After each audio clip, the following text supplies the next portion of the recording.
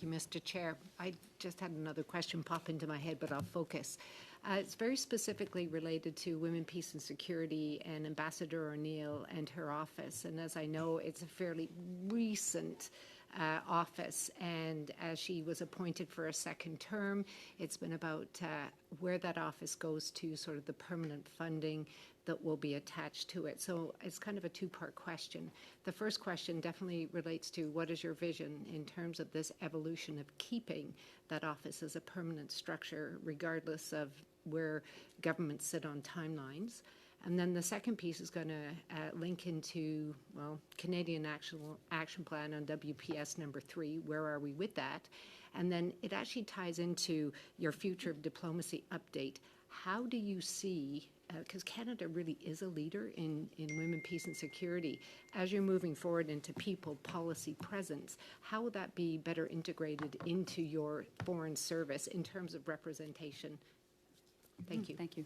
Well, yes, our goal is to make sure that Ambassador O'Neill's work is and her team is part of a permanent structure, and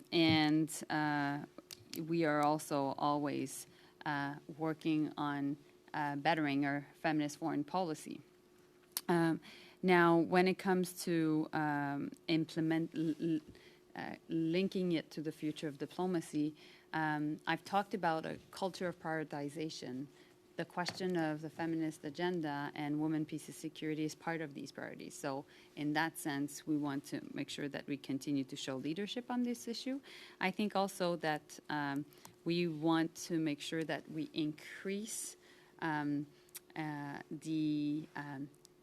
can I say, the data component to be able to have strong data to support the policy objectives. That is certainly something that I've discussed with David and Cindy, who is his deputy when it comes to dealing with the operations of the department. And in that sense, I think that by increasing our knowledge of data and also being able to make sure that this data is made public, well, then we'll be able to continue to show the importance of having such an important feminist agenda.